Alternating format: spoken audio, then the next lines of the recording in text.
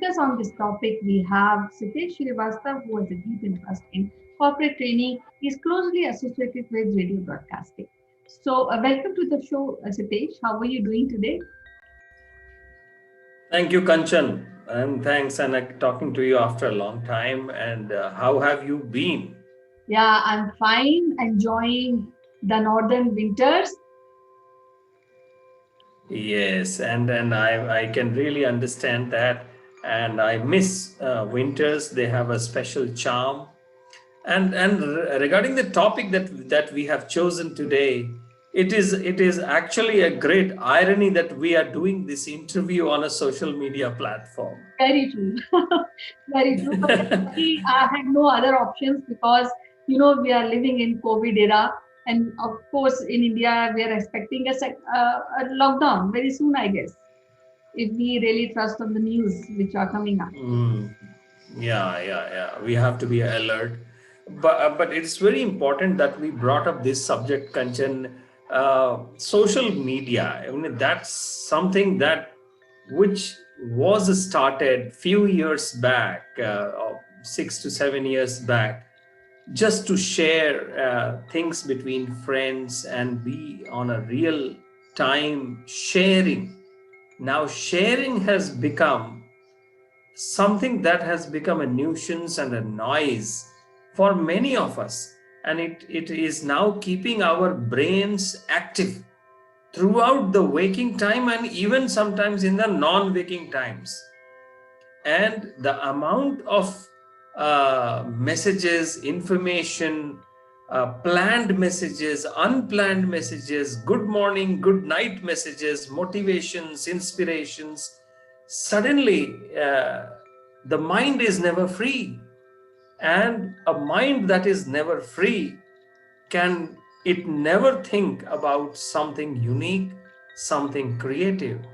And just to tell you, sometimes when I hear the interviews of our, some Bollywood actors, and they say, I have not watched this super successful film, and I keep thinking, this movie made 300 400 crore rupees, and in that industry, and suddenly the another peer star has not watched it. And that's something. Now I realize that we get affected, we get impacted by so much of information. And the idea is not about the information. The idea is that when we try to influence, when other media houses try to influence. So, what are your views? What are your how do you see it? Now, I have heard that all problem arise when men sit alone. I mean, man or woman sits alone at home. So, but then irony is that we are sitting at home and we are using digital platform to communicate, to interact with people. Not only the adult population, but also children because they are ongoing classes through this digital media.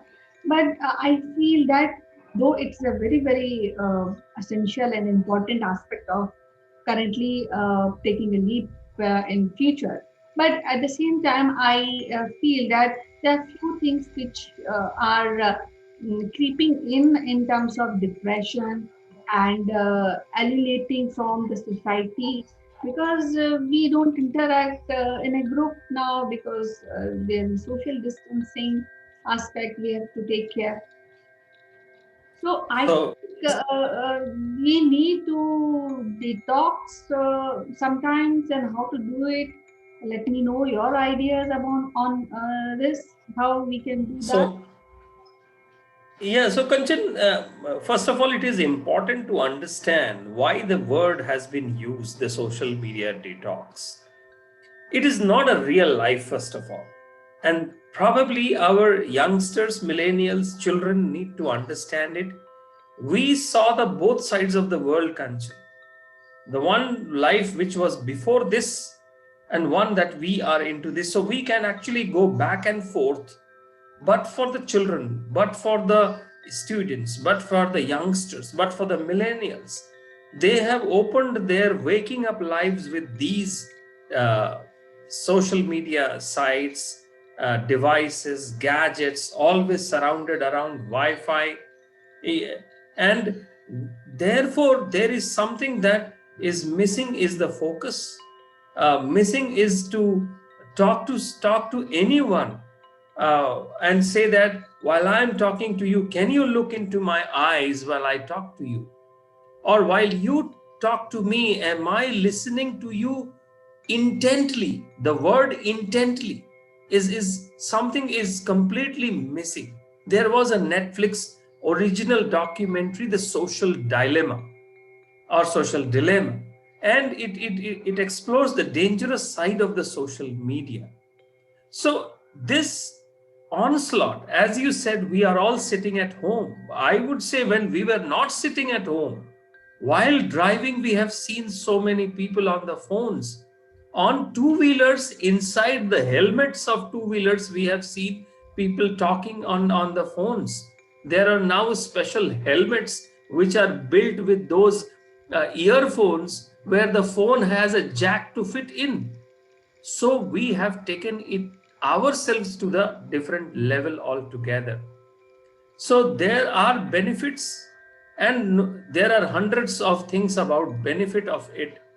But the why we have spoken about this, why we want to talk about this, is we want to make realize people about the facts.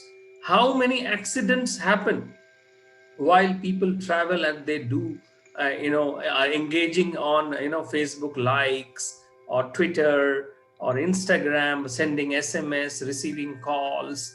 And so important is to know the benefit, but also it is important to know the sliding part of it. And there are ways to do it, there are ways how to connect with the reality. Once we have to plan it out. It cannot be switched off today. We do go to our children and we see them, and we suddenly go and change the Wi-Fi password. It is actually very harmful to their minds. I have heard millennials, I have heard in offices, you can't just do this without informing. You cannot change the Wi-Fi password. So there is something that we need to understand it as a malaise, as a lacuna, as a human fallibility, and bring the drug in a small and a slowly paced way, and show the other side to the world, the real world, the real world. What do you say? Yeah, you sounds like metrics actually, but then I feel so it's a starting point of digitization, and yes, we have to go a long way on this platform. But yes, there are side effects like a couple of times there's a misinformation. We have to believe in that because that's coming to social media. Then again, there are some sleeping disorders, which again we have to manage because we are part of this. And how to escape from this, I don't see any way out. I look forward for your suggestion. But what I feel is that if you want to really enjoy this digital platform, so you should deal or engage with this platform in a limited time, and rest of the time you should also get into some hobbies which you really wanted to do some time back when you were in school or colleges, but when you joined the job you were not getting time to do it. So now this is the time to really engage these hobbies and be creative in doing things, interact with your children because you have lot of time now to really which you are spending at home, so we have more time to engage with the children, which always used to crave when you were going to office. So I think these are few aspects we should take care. What do you say about these? So, Kanchan, I read that make memories that you remember, not the ones that Facebook has to remind you of. And that is the crux of the matter. Today, we have we remember the birthdays, anniversaries, of any, through our social media handles. And I would not just say it is only about Facebook, though Facebook has to take that in its stride, because being the largest social media platform. So how do we plan it out? We have to plan it out by doing a detox. We have to deactivate the account slowly. We have to understand the difference between deactivate and delete. So Facebook provides a deactivate option, then delete option is the next step. Twitter only allows for 30 days to restore a deactivated Twitter account, or it will get permanently deleted. Instagram only has temporarily disable my account. They should have something like a delete account forever. LinkedIn, we have to be really careful here. I know of people who have passed away from this world and still their profiles exist on LinkedIn, on Facebook. How do you go and tell them to remove that? Why do we need to see those records? There is no need for it. But you see, there is an alter social media also has come up, and which is actually worrying, because we have not studied the after effects on our brain on that. In Facebook, we see everybody is in a happy mood. Everybody is posting, happy pictures. But there are people who are also putting up the sad pictures of their personal lives. Then some people are going through personal loss. Many friends in that list, 1,000 friend list, 1,200 friends list, they don't know what is the personal challenge of people. And then they post happy pictures. Then there is an expectation for a like. Then they on a nowadays people post it on Facebook and they come back on WhatsApp and say, hey, did you check my Facebook post? So we are being always attacked. I would use the word attack. It is not easy to go for a detox. And I think people are doing it. They should be treated as heroes who are able to do it. So delete your apps. Know the triggers. In fact, there is something called, after you do the social media detox for 7 days, take a turn to think about it. What did you gain? Are you feeling rejuvenated?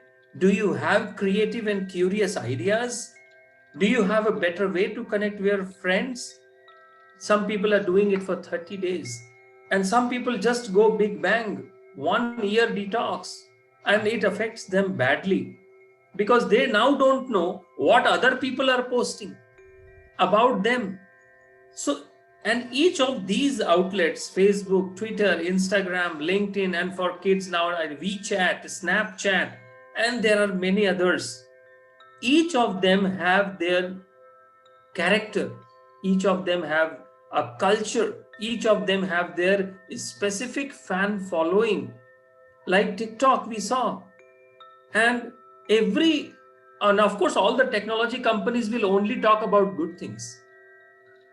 But there needs to be a coordinated study about the effects of too much of all these in our daily life. And detoxification has a benefit also. Reconnect with reality, improved mood. We have more time for our friends, family, as well as our corporate colleagues, and lose our competitive streak. And suddenly we see regain a sense of privacy. In today's social media world, privacy has become like just a concept or a commodity. We think we are doing private conversations, and therefore we say something and nowadays I'm also seeing, while seeing a WhatsApp message, people are also able to make, oh, it would have been said in a bad tone. I mean, how do you read a message and figure out the tone? Because the language has got mixed from English of United States, English of Britain, English of Indian subcontinent. We really cannot figure out what is the context, what is the tone, but we feel bad or good about it. So many misinformation, so many confusions are there despite being heavily connected. And for with the kids and millennials, When I talk to them about this, they use a word called FOMO, fear of missing out. And don't touch my Instagram. You have seen zoned me. Seen zone, fear of missing out.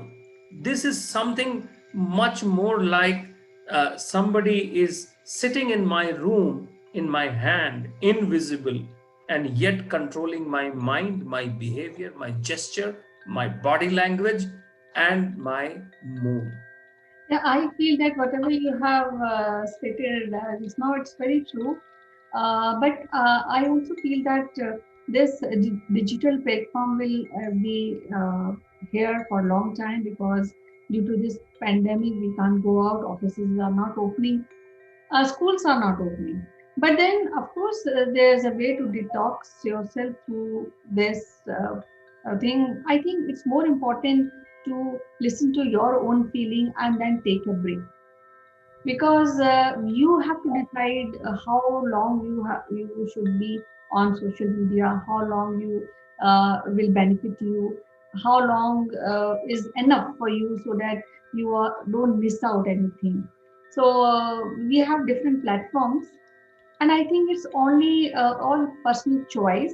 But I will not include in this kind of detox in business or in education, because there we need a uh, regular broadcast of lectures, or regular talking or presentation.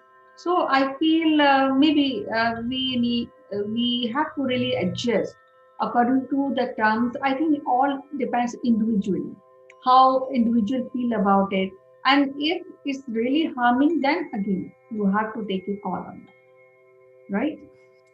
Yeah, I think you are right. You're right. But again, when and I don't talk in terms of in this conversation. I'm not talking in terms of corporate life, because every company decides their own social media usage policy, and they are well to define what they want to their employees to do and what they don't. My conversation is more around our personal choices, where we really do not have boundaries within our homes, within our family members, for the people who live alone, far away from their families, or who are completely alone. So there cannot be a standard. I agree to it. But at the same time, the amount of fake messages, amount of deep fake messages, and how to tell the youngsters where to stop, when to think. Today, if I have to tell something, they will first of all go and check on Google. So the spoken word is losing its, charm. And therefore, when it when we come talk about community, and I think therefore there is a lot of challenges and legal aspirations around controlling it.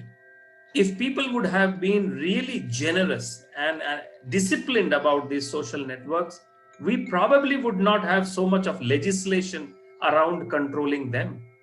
We are seeing what is happening with the elections being rigged or manipulated. So I think, especially for the youngster side, as I said, me and you have seen the both sides of the world, Kanchan, before the social media and after the social media. It is our responsibility more to introduce our youngsters, children, about the other side of the world, which is actually more real than social media. And therefore, it is my earnest wish to the listeners and to everyone in the teachers community, in the social world, about what we try to forward it without knowing the details, and we really don't know other person how he or she is going to react to it, because we assume, oh, I thought it is not sensitive, right?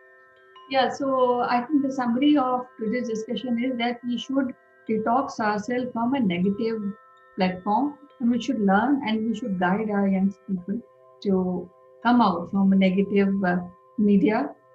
So it was wonderful talking to you, Sitesh, today. We'll meet tomorrow again with the next interesting topic. Bye bye. Thank you. Appreciate that we use this social media for something really, really interesting for our youngsters. Bye, Satish. See you. Bye.